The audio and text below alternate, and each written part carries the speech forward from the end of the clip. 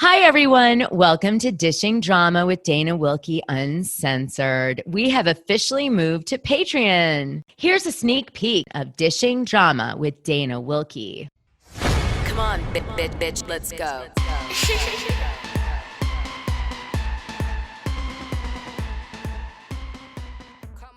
So if I was to describe today's continuation episode from last week, it's essentially all about Enty and crazy days and nights. And the way that we're covering it is I wanted to clearly break down the interaction that a woman had with Enty besides Cassandra, who is the woman that he is suing because he says she was a stalker and that he did have a relationship with her, but that it went, awry, and then she became a stalker.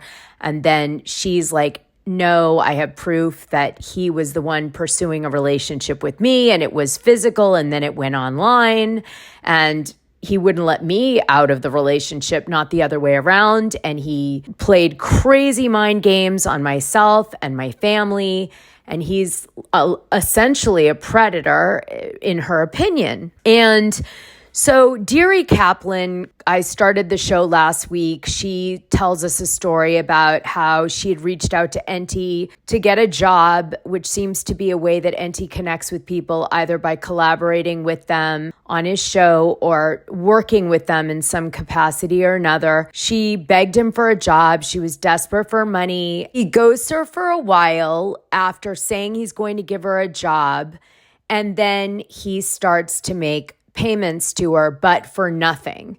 And then he requests a photo from her. You're going to hear the whole story in detail. He also asks her at lunch at some point in this, year and a half that they know each other, and she doesn't go. Very similar to me, kept asking me to go to lunch with him. And I thought that was odd since I would imagine, wants to protect his alias at all costs. But I was like, sure, maybe when I come to LA, it'll happen. However, it looks like there's an MO here, a pattern with Cassandra, a pattern with Dearie Kaplan, who you're going to hear her story in a minute. And then Cassandra has sent me receipts of other women who, I guess at other points in time over the years, and I mean going way back, had a similar interaction as to what Cassandra says she experienced.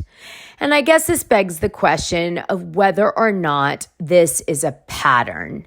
Is this, in other words, a type of grooming where you connect with someone, you don't give them any information, you learn a lot about them, you realize their emotional weaknesses, and you play on them? Maybe sometime you do it because you want to have an emotional connection with someone online, or maybe you want to have a sexual relationship with them online. But at some point, it sometimes transitions into a physical and emotional relationship. And that's where it gets damaging, because it's one thing to do all of what I just said with people knowing what your real situation is. It's another to be doing something anonymous and also implying your situation is one way, but it's actually another.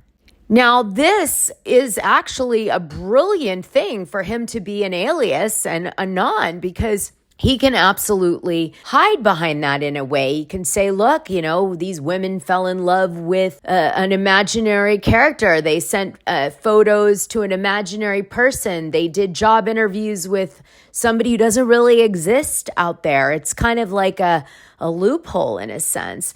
But where it backfires is when Enty starts to become a real person, which is what happened with Cassandra. He transcends Enty and he becomes who he really is, and lies and continues to lie to her and allegedly his wife, who he has children with at the same time. So why am I covering this? I mean, right? Enty's not that big a deal. So why am I covering this? Well, because I obviously promoted Enty quite a bit, and my fear is that I was secretly promoting someone who potentially could be a predator. And by predator, I mean somebody who goes out intentionally and finds vulnerable women and exploits them in any way, whether it be an online relationship, whether it be to jack off to in the podcast studio, whatever it is. I want to definitely make sure nobody else is impacted by my poor judgment in promoting him. So in my show today, I'm going to break down factually what the hell actually happened with this woman, Dearie Kaplan, that's her anon name, and Enty, and assess it. Then I'm going to play an interview that Cassandra did by herself on her own show that she sent to me to edit down so that you guys could hear some of her story that happened to her with Enty. And again, her relationship with Enty was physical and became very toxic and like a horror movie, honestly, when you get into the detail of it. I'm sensitive to this because I've had an ex who was crazy, who went to huge extremes to destroy my life, that cheated on me when I was 8 months pregnant and still wanted to marry me while simultaneously having a very serious mistress in another state that he had a double life with. And let me add that I was on a TV show and he refused to appear on the TV show because he said that he didn't trust the producers. But what he really was doing was covering up the fact that he didn't want to get caught by either me or the mistress. Because to this day, I don't know at what point she found out that he was lying, probably to her too. So I'm sensitive. It had a lot of similarities to what Cassandra was put through with Enty. So I recognize this is kind of a carbon copy character. And what's really devastating, as I've mentioned in previous episodes when this conversation has come up, is that I actually cried to Enty about what my ex did to me one time when we were on a show together. And so I'm thinking, oh my God, I'm sitting here telling about an abusive predator person to a person who's doing the same types of stuff to women, either online or offline. Now, that said, a lot of people don't give a shit and they're still going to support Enty and they're going to listen to him and they're going to think his research is great and his crowd gossip he has is wonderful and all that. And I'm not trying to dissuade anybody from that because I can't, right? I can't.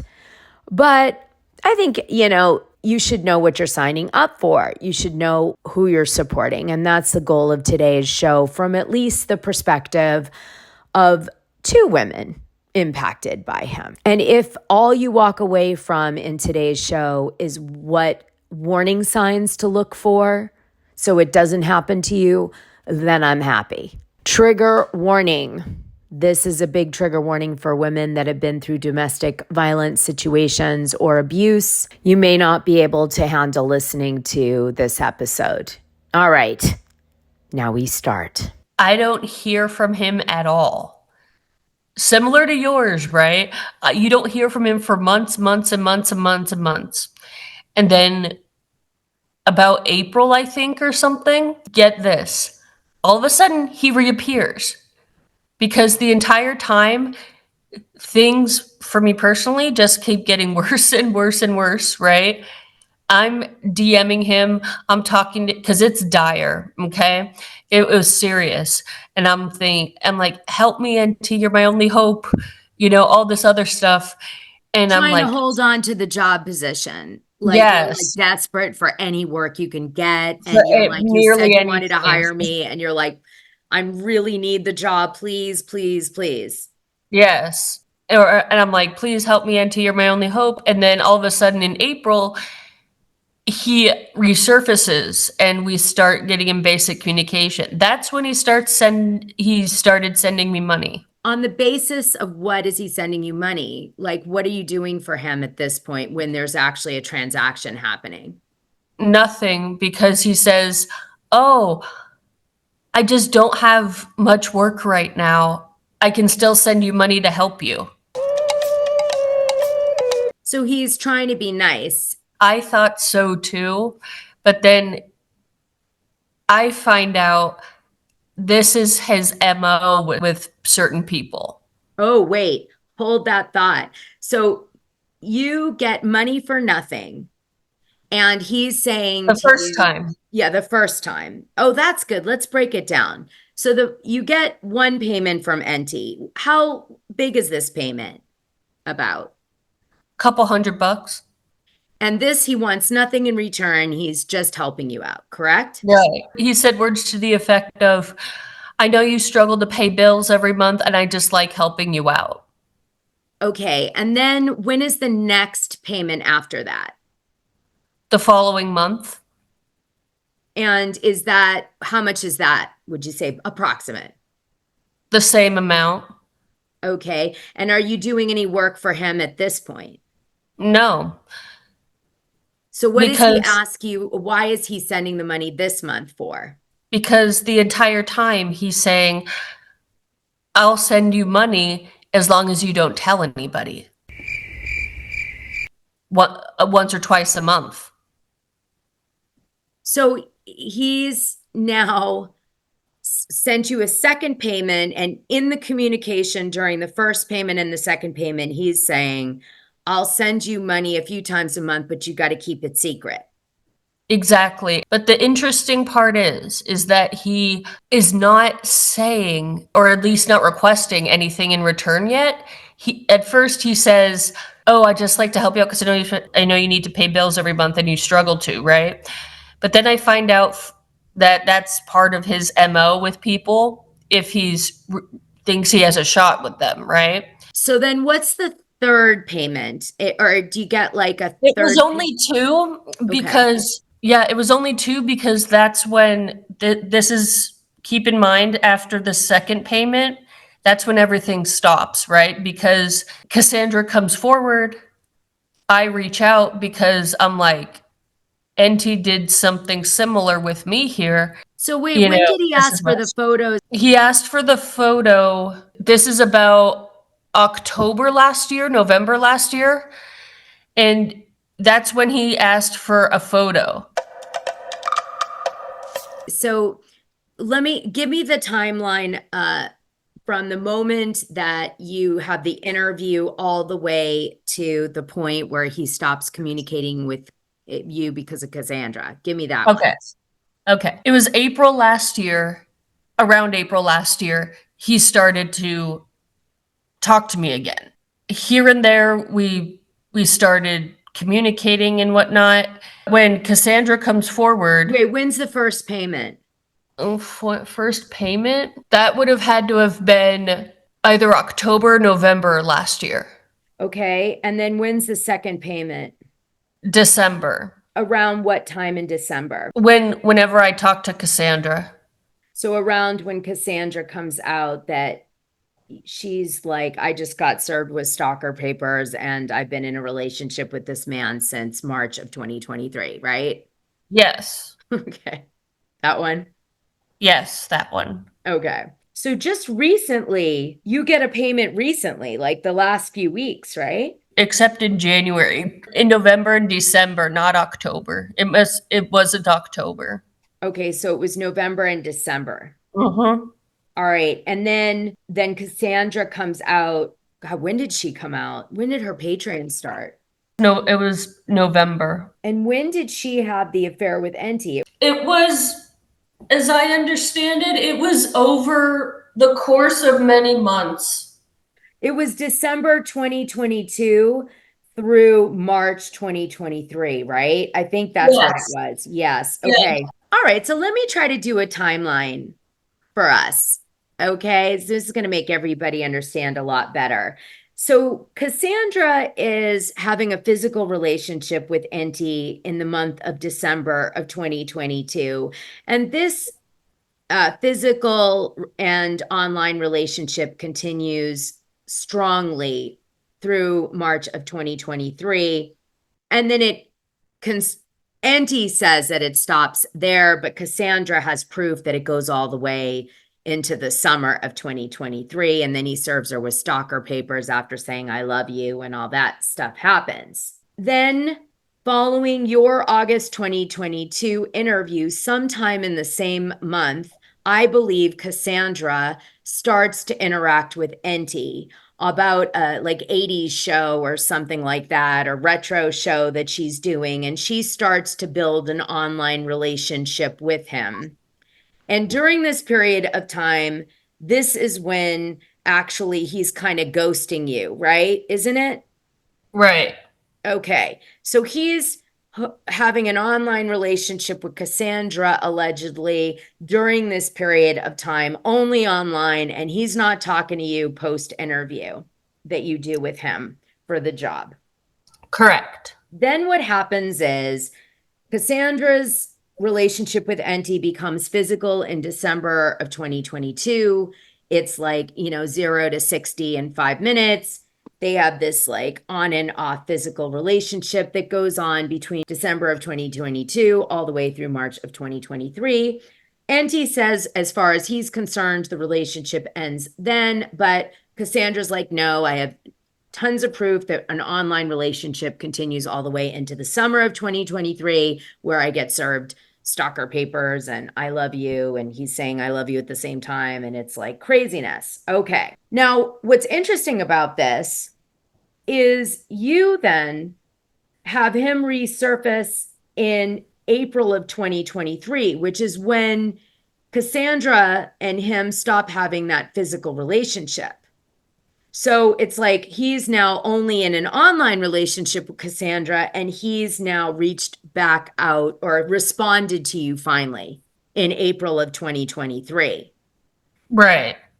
And then you are, I guess, talking to him. Like, how are you talking to him between April 2023 and the first payment of November 2023? Like, what's coming up? Over email. Most of the time, it wasn't even regular. It was very infrequent, but he would at least respond, right? And was it social? Like, how you doing? Love the show. Like, what was It was mostly about, it's mostly about work, of course. Okay. So during this period, you're starting to beg for the work, right? From April 2023. Or I'm re-begging for the work, I guess. Re-begging for the work. Okay, that's fair enough. So in April 2023, you, Dearie Kaplan, start to, re-beg for the work. And Enty's now kind of done, I guess, with Cassandra physically and just having this online relationship with her. And then May goes by, June, July, August, September, October. And then in November, you finally get a payment from him. And this is the payment we discussed already. And the payment doesn't ask for anything. It's like just trying to be a good guy payment. And then you get another payment in December, again, not asking for anything, but just to be a good guy. Right. Where in this is the photo again, the photo request? After the second payment. So in December, after the second payment, he's now requesting a photo. Does he tell you why he wants a photo of you? No, I'm the one that asks. I'm like, but wait, what do you want a photo of me for? And he says, I just want to put a face to the name. So he says, I just want to put a face to the name. Does he ask for any other stuff from you, like any videos or any of that? Nope. Okay. And then Cassandra comes out with her claims against Enty. The payment is made and the photo is requested. And do you hear from Enty after that? Okay, Yes. What happens with that then? He requests the photo. I'm stalling out, right? Because this is when I start really putting two and two together here, you understand? How do I know he doesn't already have a picture of me, right? Or whatever. So I sent him a picture of my face, right? He already knows my first name at this point, as far as I know. Well, he knows your full name if it was on your Zoom from your interview. Yeah. Right. But I didn't know if he remembered me or not, you understand? Yeah. So then I sent him a picture of my face, right? And then I talked to Cassandra. I go on record with Cassandra. And that's when I get another email, right? Because I'm thinking he's going to follow through or he doesn't remember talking to me, whatever, right? That's what I'm thinking. And then he emails me and says, you should get a lawyer, right? I'm asking because I think he's going to help me again. And he goes, you should get a lawyer. So basically, after you send the photo to him to put a face to your name or whatever, then you collaborate with Cassandra, and it's at this moment that he sends you a message that says you better get a lawyer. Yes. And then you kind of cease communication at that point with them, right? Of course. But at first I'm like, for what? Right? I didn't do anything wrong. And he goes, I hope they paid you well for all the lies you told. Like I said, you should get a lawyer. And then that's when nothing happened. And that's when communication stops. Interesting. You know that he had a collaborator that he did shows with about true crime. Her name was Jen or something. Do you know about her? Yes. I know vaguely who she is. Right. She did a show with him recently. There were a lot of Enty fans speculating that Jen, either left Enty's show or Enty didn't want to work with Jen anymore for whatever reason. There's a lot of gossip surrounding that because Jen went on her X and had several negative tweets/X's that she made about Enty when she left X. And this was around the time that Enty stopped working with Jen on the true crime show. Again, I can't, I'm only speculating on what it could possibly be that made them stop working together.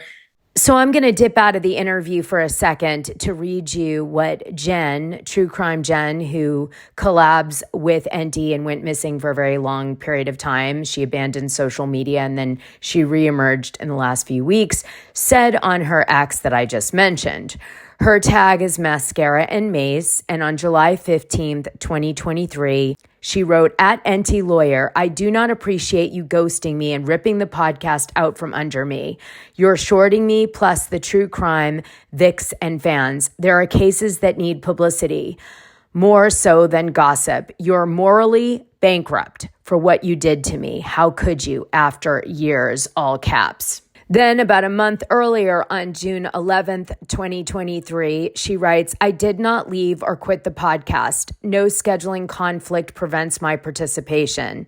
We made it work for years, all caps. He ghosted me and continues TC material, or continues true crime material.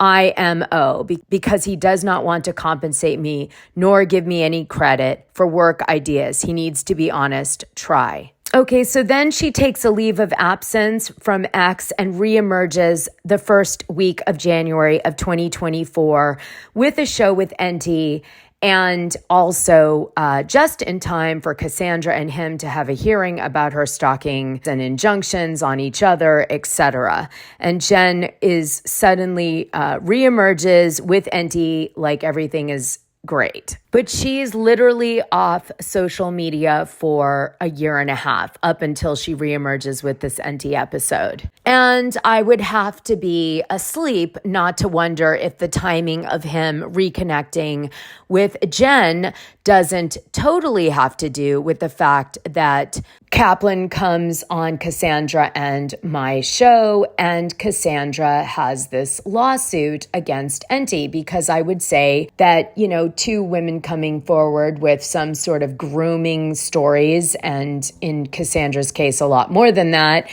And then maybe a third woman coming forward, although Jen didn't come forward, just to be clear, but a third woman that's disgruntled against Enty in a similar way as to maybe these women's stories wouldn't be great for his legal case. So I'm just saying, I don't know if that's even true, but I thought I'd throw it out there because to me, it seems like a very obvious connection. That's just my opinion. Okay, back to the interview with Kaplan. But anyway, people were like, oh my God, Jen has disappeared from all social media. Is she okay? Is she okay? Did something bad happen to Jen?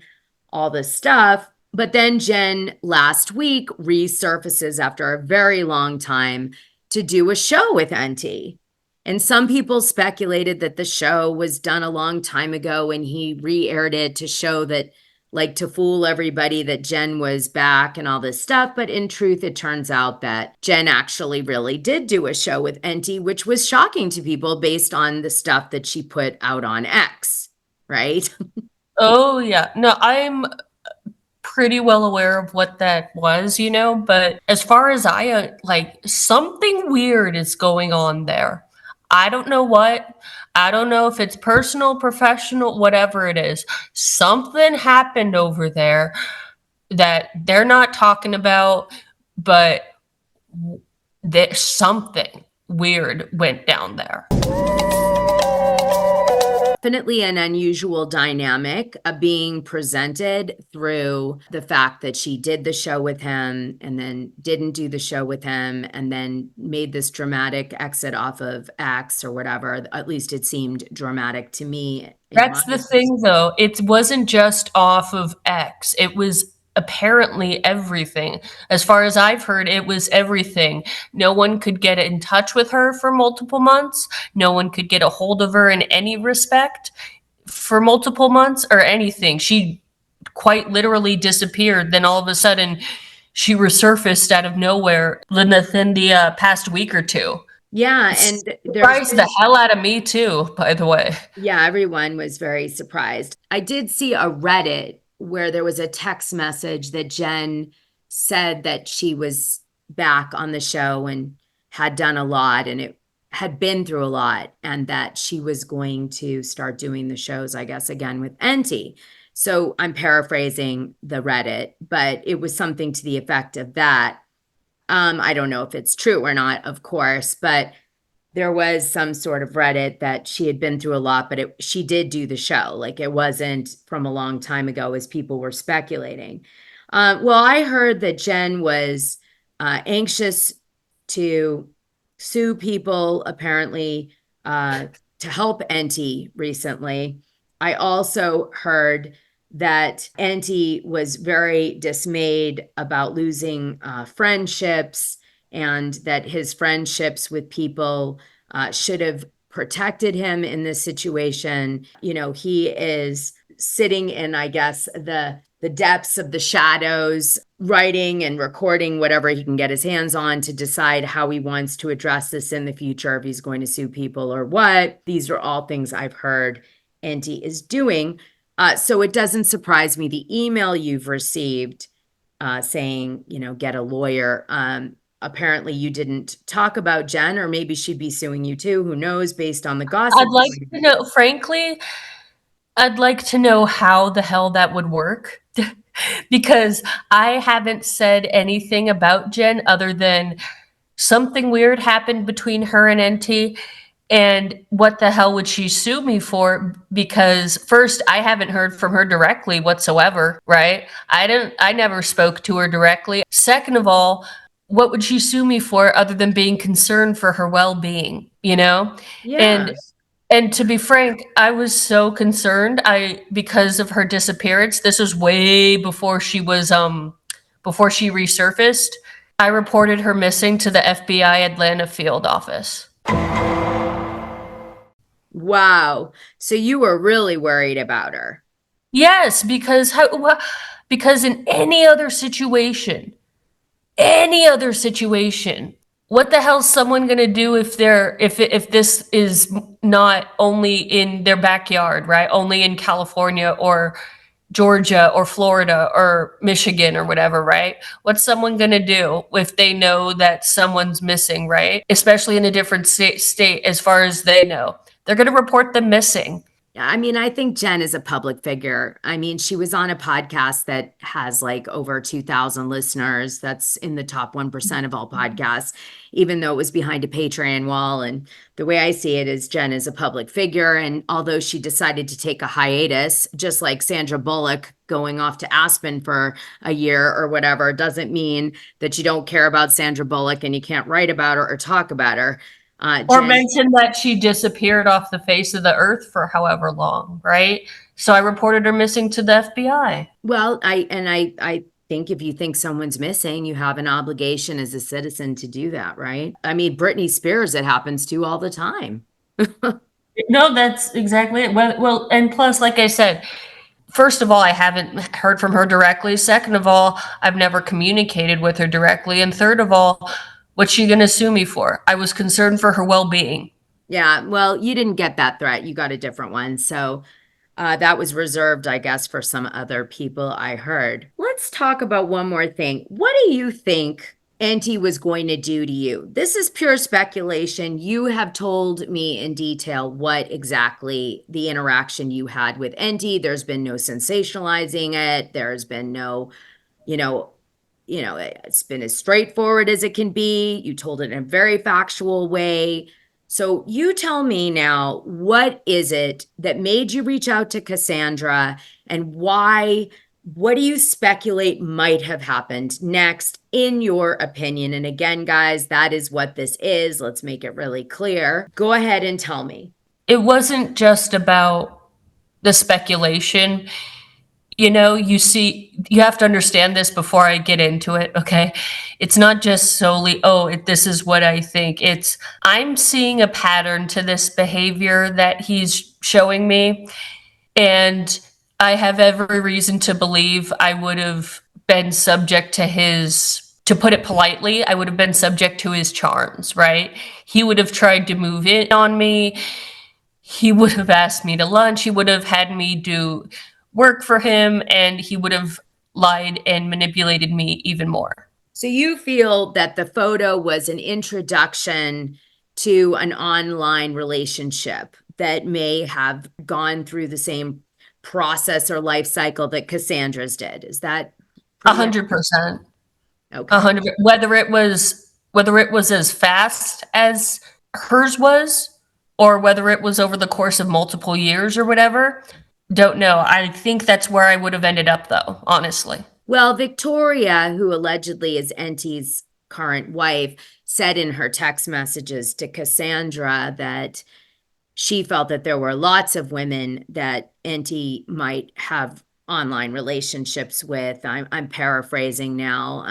Anyway, I don't want to do too much of that, but you guys could listen to them on the episode. I think it's 163 to get those in detail, but that was something that definitely came up. All right, well, let me ask you this, and I'll end on this note. What would you want people to take away from you sharing your story, which obviously was very stressful for you? So what would you want people to take away from talking to me? Don't be afraid to speak out, especially when almost no one will. Who's going to stop the person that's in the wrong? Who's going to stop the person that is doing wrong against so many people? Honestly, there's a pattern to all this, in this behavior that he's exhibiting. What it is, I don't know. Maybe he's just a sleazebag. Maybe there's something more. Honestly, I don't know, but this is all too, at least to me, this is all too procedural to be a coincidence, and he can't keep getting away with defrauding everybody and doing what he's doing, because he's doing so wrong against so many people. People or women? As far as we can tell now, women. So what would be your warning to people listening to this show today? Don't trust Enty lawyer. I have my face, and everyone can clearly see where I get my information from on my shows. So It's mine too, by the way, on my Patreon. Patreon.com/GNGL. Awesome. All right. So one last question, and this is just for me, not totally off topic. I keep hearing this concept of a person named him that worked with Enty in the beginning of his podcast. Do you know what this is? Like, the person named him? What is this? What I know is supposedly there were 4 hymns, right? But there was only one ever. He died fairly recently. It was somewhere between 2017 and 2020. He died. For the full scoop, join the Dishing Drama Dana Patreon. The link is in this audio description. It's only $6 a month, and you'll get the best information and tea about the things you care about, and even the things you don't know you care about. What are you waiting for?